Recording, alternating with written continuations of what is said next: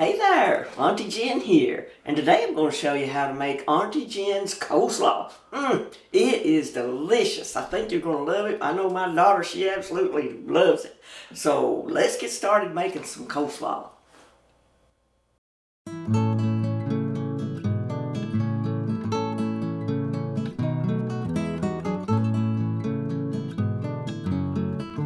These are all the food items you'll need to make Auntie Jen's coleslaw.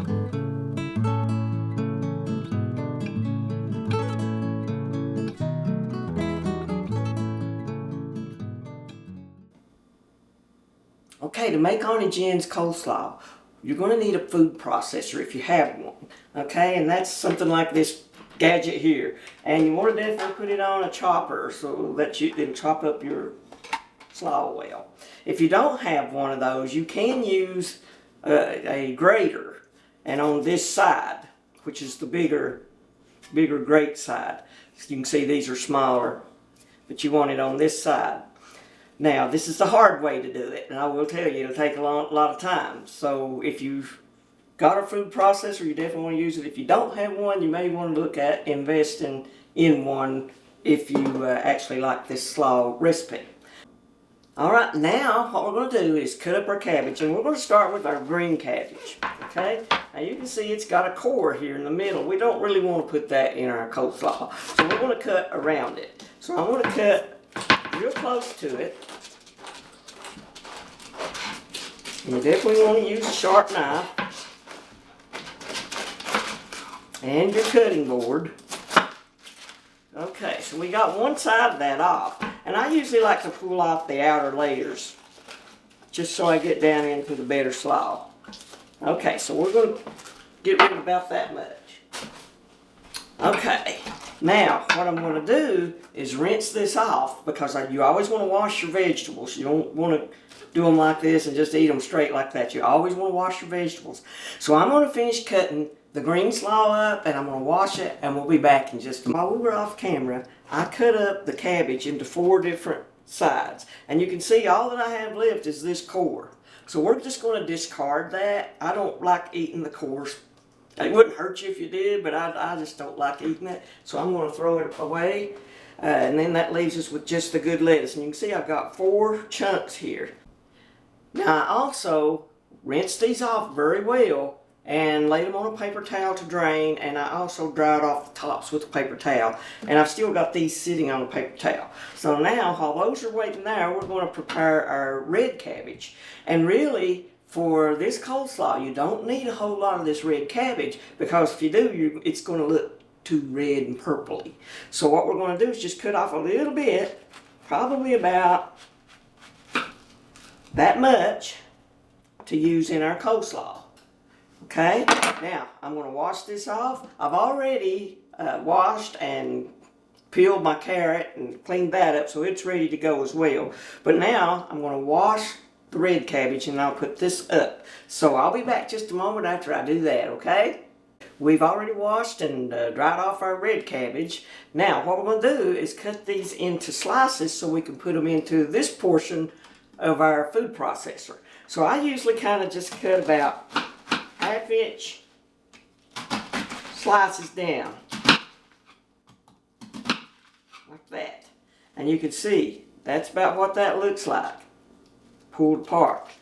Okay, about like that. Now I'm going to chop up my carrot as well, just a little bit, just in chunks. Now we won't use a whole lot of carrot either, because you don't want it too carroty either. So I'm just going to chop them.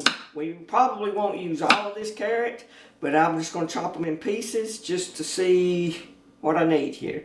Okay, we're going to do the same with the red cabbage. We're just going to cut it into little side pieces, about 1/2-inch or 1-inch thick, something like that. Whatever will fit into our food processor. Okay, and you can see I've got those into little slices as well. Okay, now the next thing we're going to do is put them into our processor. Okay, now I usually just start with my green cabbage, and I'll stick it down into the part that processes.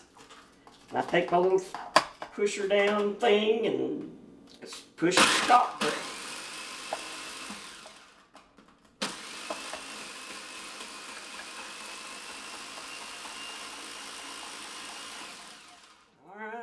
Then I'll put in a carrot and probably some red cabbage and a little bit more of the green cabbage. And we'll chop all that up together.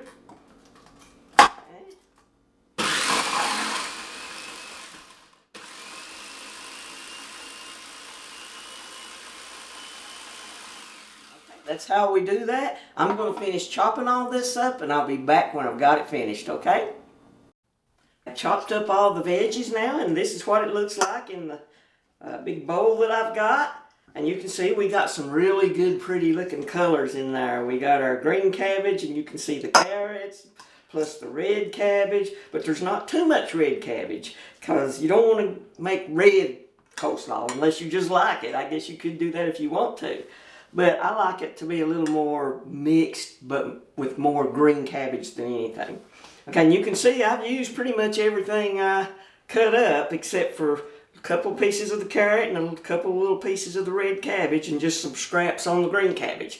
Now, I'm actually making carrots too today, so I'm going to save my carrots and put those into my carrots that I'm making, and we'll just discard the rest. Okay, so I'm going to take care of doing that, then we'll come back and I'll show you what else to put into this coleslaw.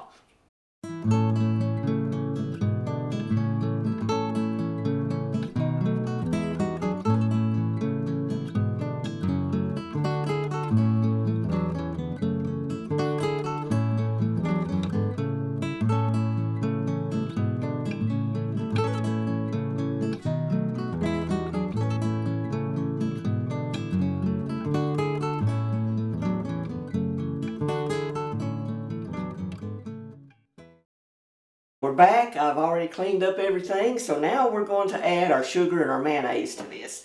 Okay, now if you're trying to watch your carbs, you can leave the sugar off and just eat it with just adding the mayonnaise. But it's Thanksgiving and I'm cooking today, so I'm going to add the sugar to make it a little bit more special. Okay, so what I'm going to do, I've got my Domino's granulated sugar, and I just dump it in. And I'm probably using about a half cup of sugar. Somewhere between probably a fourth and a half. Okay? Now I'm going to just kind of stir that around a little bit in here.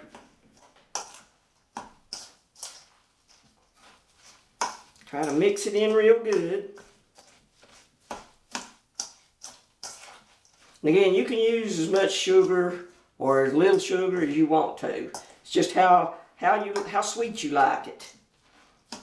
And I know some people are watching their carbs, so they don't like eating sugar things. So if you want to make this basically a no-carb coleslaw, just don't add the sugar. Okay. All right. And I'm just going to add a little more on the top. Like I said, that probably makes it about a half cup. Now I've got a pretty good sized bowl here of coleslaw. Now we'll eat on this probably for about 3 days. Now again, you don't want to fix so much that you're going to waste anything. So just fix what you're going to eat for maybe 2 or 3 days, and then you can fix another batch whenever you need it. Okay, we got that mixed up. Now I'm going to take in my mayonnaise. Now the reason I use this Sir Kensington's, now I have found some Laura Lynn mayonnaise that's really gluten-free too, but when I read the ingredients of some of the mayonnaise that says it's gluten-free, to me there's things that are questionable there. So you want to always read your ingredients. So I like this one because it really is gluten-free enough for me to eat, because I'm real sensitive to gluten. I have to watch it really closely. So we're going to add our mayonnaise in, and really I'm going to start with adding about 3 big tablespoons here. And we're just going to stir that up in there. And again, if you like drier coleslaw, don't use as much mayonnaise. If you like it more creamy with runny mayonnaise juice, then you can add more. I kind of like it somewhere in between. I don't like it real dry, but I don't want it soggy. Looks like those 3 tablespoons are going to be about enough for this. And again, like I said, I don't really measure things out. I more go by the consistency of things. But I try to tell you about how much I'm using just so you can at least get an idea of what's going on. But again, it's not going to be something that you have to do precisely. If you get more mayonnaise, it's not going to ruin it. If you get less, it's not going to ruin it. But you can always add more. That's the thing to remember. If you got less, you can always add more. If you get too much, you can't take it out. So just keep that in mind. All right, now I see a big piece of red cabbage. Now, I don't like things that big into my cabbage, so I'm going to get rid of that. Okay. Now, just keep stirring that and get it stirred up really good.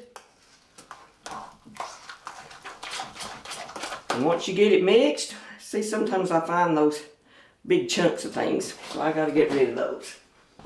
Don't want big chunks. Okay. Now, I think it's mixed up pretty good. So,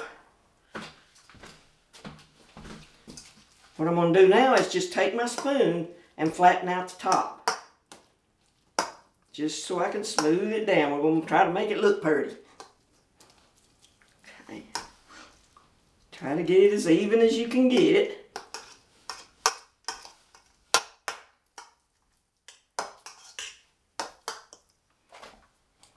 Okay, see how I flattened that out? Okay, now what I'm going to do is I'm going to get a paper towel and take it around the edge. So let me do that.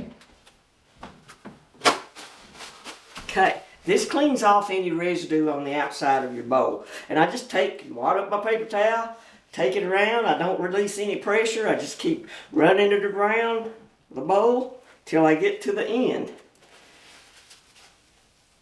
And if there's any extras on there, I'll take my paper towel and wipe that off. Okay, now you can see what that looks like.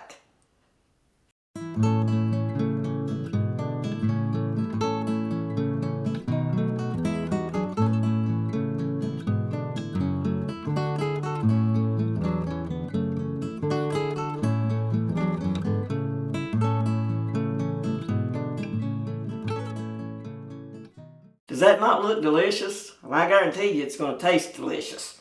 So I hope you enjoy this recipe. Now, before I sign off, I want you to make sure that you subscribe and that you share this video with others so that they can get some enjoyment out of this too. And also, leave me a comment. Let me know what you think. But again, don't forget to subscribe. All right, that's Auntie Jen signing off. I'll catch you on the next recipe.